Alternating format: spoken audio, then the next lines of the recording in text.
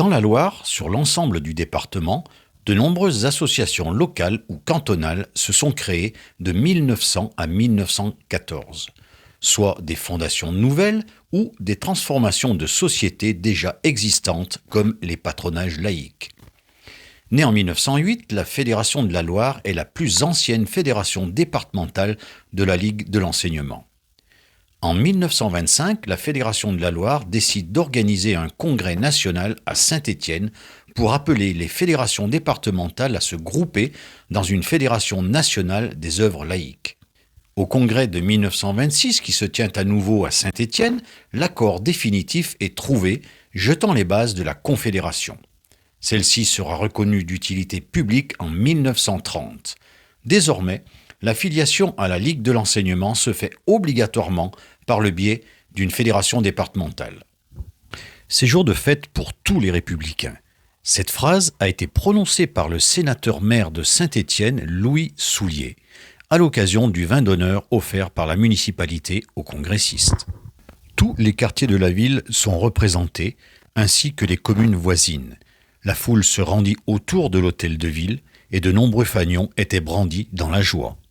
Il appartenait à la Ligue d'être l'animatrice des grands mouvements d'idées qui pouvaient apparaître à ses dirigeants comme utiles à la démocratie. La partie artistique, organisée à l'occasion du congrès, fut une véritable réussite. La section féminine de la Fédération des Amicales Laïques de Roubaix s'est produite sur le podium, spectacle suivi par une foule enthousiaste.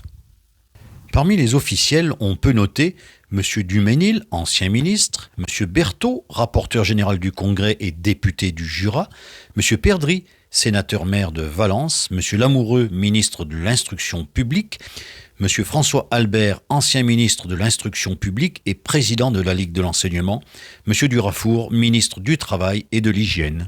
Plus de 5000 enfants ont participé à la fête de la jeunesse. Les délégations scolaires et postscolaires se sont rassemblées dans des points différents pour permettre le défilé dans les quartiers. Les tout-petits des écoles ont participé également à la fête dans des autocars décorés. Les milliers d'enfants, jeunes gens et adultes massés sur la place de l'hôtel de ville de Saint-Étienne acclament l'école laïque.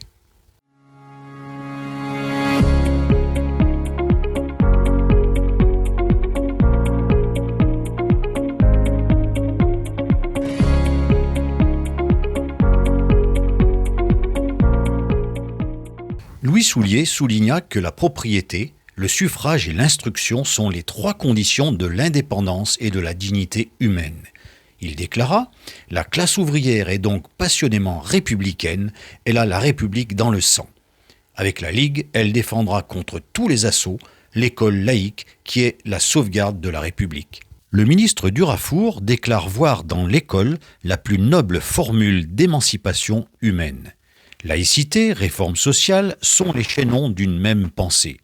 Chaque fois que l'école est menacée, les travailleurs sont menacés dans leurs droits et leurs libertés. Le président de la Ligue de l'enseignement, François Albert, termine son discours en déclarant « Nos adversaires nous réclament à corps et à cri l'égalité.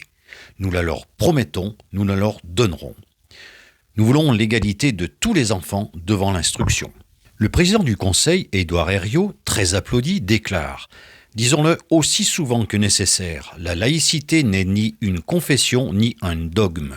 Notre laïcité de l'enseignement public est la caution de la vraie tolérance et la garantie de la vraie fraternité. Que toutes les œuvres d'éducation populaire d'inspiration républicaine s'unissent dans chaque département d'abord, puis nationalement. C'est leur devoir envers la jeunesse qui monte et c'est leur devoir envers le pays. Je sais gré à la Ligue de l'enseignement de nous avoir rassemblés pour la préparation de ces nobles œuvres.